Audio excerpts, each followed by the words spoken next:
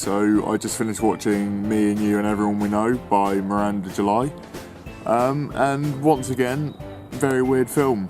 I'd say the way that it challenged general cinema is that it was only when I got to the end of the film where I realised that there was no actual resolutions to any of the film, but at the same time no problems were started. So like a normal narrative arc would have a problem, there'd be a climax and it would come back down and be resolved at the end, but there were multiple different sort of stories which all interconnected at the end, but there was no resolution to anything. And I think it was quite nice because most films sort of show a snippet of someone's life which starts bad and ends good, or starts good and ends bad, or something like that. Whereas this just sort of showed a snippet of their lives and left it open to however. We can assume some things from what happens, like in the credits we hear wedding bells, so we can imagine that our two main characters did get married in the end. But at the same time, we're not really sure. It was a good film. I really enjoyed it. It was weird how the story's all interconnected. There was some weird bits in it which quite un-PC. Which I think also challenges it, is most cinema nowadays doesn't dare step across the sort of socially acceptable line. And this film did in quite a lot of circumstances.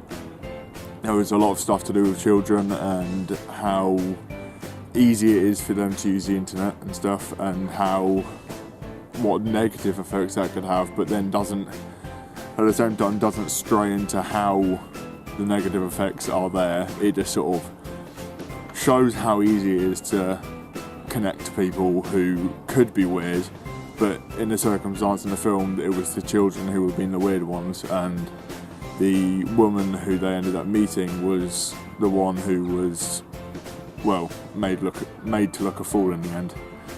So, yeah, but I definitely recommend it, just because of the metaphors in it were really nice. And there was this bit where they described a relationship between people about like a distance between the shoe store where they start and the road where their cars are, and it's just a really nice metaphor for how a relationship works and how them two as people would have a relationship, but and it happened at the end as far as we're aware. But there's a lot of nice bits in it. It does explore the microcosm of relationships in our society, whereas compared to a film like Nebraska or something where it discusses how we treat our elders and other people. And I think that's what indie films are doing strong, is that they're, once again, doesn't focus on its cinematography and its mise-en-scène and that. Well, it does, but no, it doesn't focus on cinematography as much.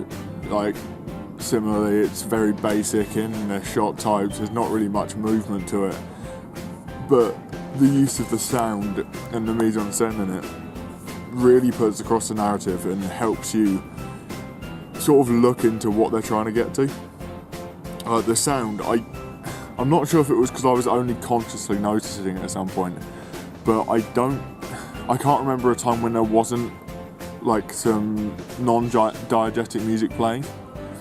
It seemed that there was always something in the background of them speaking, whereas other films, well, for example like Nebraska, have often used silence to its advantage to really get across its sad meaning in that, whereas this was quite a funny film, and there were quite a lot of, although it was dark humour, not dark humour, but once again just the un-PC things were quite humorous, but you'd be not made to feel bad, but like sort of you'd realise that you shouldn't be laughing at something as un-PC as this.